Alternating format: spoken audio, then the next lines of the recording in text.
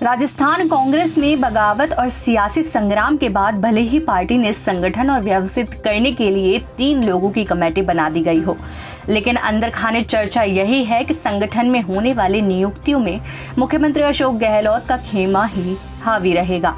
इस खबर ने उन कार्यकर्ताओं की भी नींद उड़ा दी है जो बीजेपी की सत्ता को उखाड़कर कांग्रेस की सत्ता लाने के लिए 5 साल तक पायलट के साथ मिलकर काम कर रहे थे। संगठन में नियुक्तियों को लेकर अगर प्रभारी महासचिव के सामने कोई हंगामा होता है तो उसमें भी फायदे में गहलोत निष्ठ लोग ही रहेंगे, क्योंकि हंगामे के बाद मामले को शांत करने की जिम्मेदारी मुख्यमंत्री गहलोत और प्रदेश अध्यक्ष गोविंद सिंह डोटासरा जोड़ी की ही होगी। सचिन पायलट को पीसीसी चीफ के पद से हटाए जाने पहले परिस्थितियों तक सब जगह पायलट खेमे के लोगों का दबदबा था। संगठन की कमान खुद सचिन पायलट के हाथों में थी।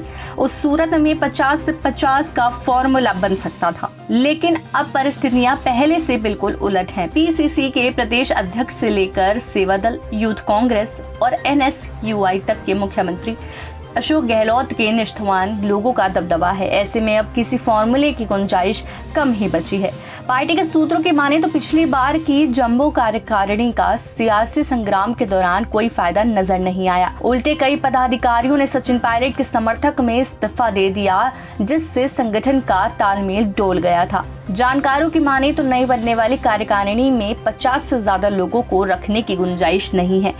सियासी संग्राम के खत्म होने के बाद कांग्रेस के एक धड़े के विधायक और कार्यकर्ता ये कहते नहीं थकते कि अब पार्टी में कोई थड़ा नहीं है। अब जो भी खेमा है वह एक ही खेमा है, क्योंकि अब सब एक हो चुके हैं।